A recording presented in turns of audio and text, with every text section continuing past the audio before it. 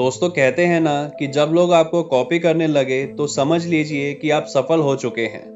अब जिस तरह मार्केट में लोग बिस्लेरी के नाम को तोड़ मरोड़ के इसे कॉपी करके मार्केट में सेल करते हैं, इससे पता चलता है कि क्यों वाटर बोतल की कैटेगरी में बिस्लेरी का नाम सबसे पहले आता है।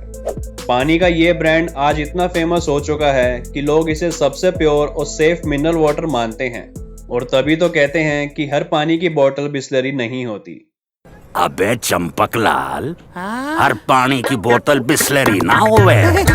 समझदार बिस्लेरी पीते हैं। पियो बिस्लेरी। लेकिन यहाँ आपको जानकर हैरानी होगी कि सफलता की बुलंदियों पर नजर आने वाला बिस्लेरी आज बिकने के लिए तैयार खड़ा है। और इससे भी ज्यादा हैरानी की बात तो ये है कि बिस्लेरी के चेयरमैन रमेश चौहान अपनी इस कंपनी को सिर्फ टाटा को ही बेचना चाहते हैं।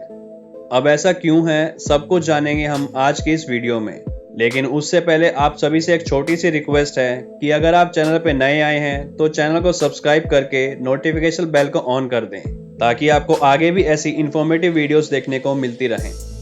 सबसे पहले जानते हैं कि ये कंपनी भारत कैसे आई और किस तरह से इस विदेशी कंपनी ने पूरे भारत को पानी खरीद के पीना सिखाया।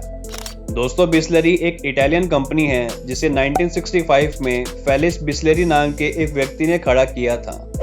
ये कंपनी 1965 में ही भारत में आई थी, जहां इंडियन बिजनेसमैन खुसरो संतोख ने इटालियन डॉक्टर सीजर रोसी के साथ मिलकर इंडिया को बॉटल्ड वाटर के कंसेप्ट से इंट्रोड्यूस करवाया था।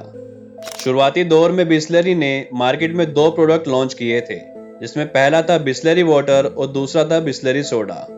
लेकिन उस टाइम आम भारतीयों को पानी खरीद कर पीना बेफिजूल लगता था, और ऐसे में बिस्लेरी अपने प्रोडक्ट्स को सेल करने में नाकामयाब थी। और कुछ ही सालों में कंपनी इतना लॉस में आ गई थी कि खुसरो संतोख ने इस कंपनी को बेचने का फैसला किया। और 1969 में पार्ले के चेयरमैन रमेश चौहान ने बिस्लेरी को 4 लाख रुपयों में खरीद लिया था। रमेश का प्लान था कि बिस्लेरी को उन्होंने सोडा ब्रांड के रूप में आगे बढ़ाना है, जिसके लिए उन्होंने देश में 5 स्टोर्स ओपन किए, जिसमें से एक कोलकाता में था और बाकी 4 मुंबई में। लेकिन जब कोका कोला ने इंडियन मार्केट से एग्जिट लिया तो इस मौके का फायदा उठाने के लिए रमेश चौहान ने बिस्लेरी के अंडर ही लिम्का, थम्स अप जैसे सॉफ्ट ड्रिंक ब्रांड इंडिया में लॉन्च कर दिए।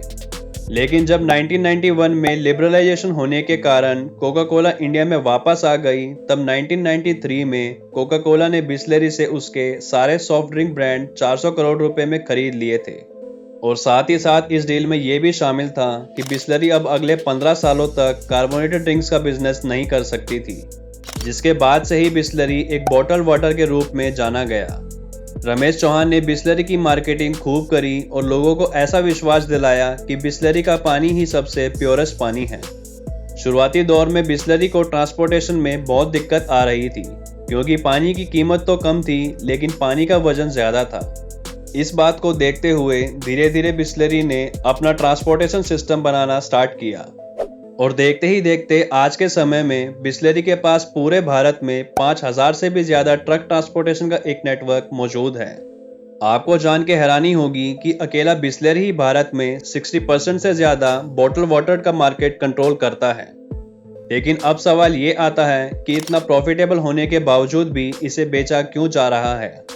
असल में दोस्तों, इकोनॉमिक्स टाइम की एक रिपोर्ट के मुताबिक रमेश चौहान 82 साल के हो चुके हैं और पिछले कई सालों से उनकी हेल्थ कुछ खास ठीक नहीं रहती, और उनके पास इस बिजनेस को आगे चलाने के लिए कोई वारिस भी नहीं है, क्योंकि उनकी एक लौती बेटी जयंती चौहान पिता के इस बिजनेस को संभालने में बिल्कुल भी इंटरेस्टेड नहीं है। ऐसा नहीं है कि उनको बिजनेस की समझ नहीं है, बल्कि उनकी देखरेख में तो बिस्लेरी ने बड़ी सफलता की ऊंचाइयों को छुआ है। लेकिन अब उन्हें इस काम में दिलचस्पी नहीं है, और लोगों का कहना है कि वो अब अपने पैशन को फॉलो करते हुए फैशन डिजाइनिंग ही करेंगी, जिसकी पढ़ाई उन्होंने लंदन से की थी।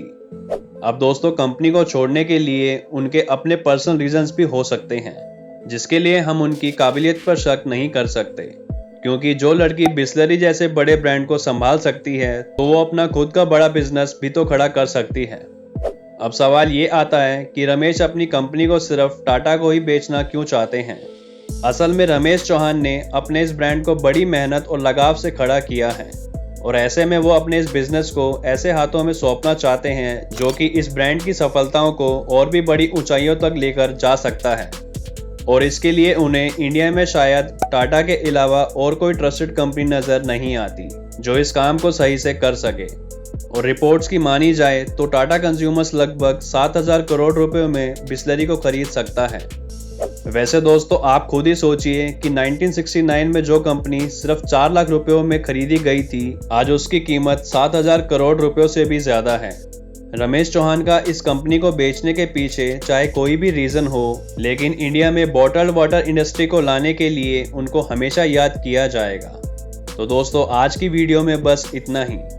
वीडियो पसंद आई तो लाइक और शेयर जरूर करें और हमारे चैनल ज्ञानसम को सब्सक्राइब करें। मिलते हैं फिर से एक और बेहतरीन वीडियो के साथ। Till then as always keep learning and keep growing.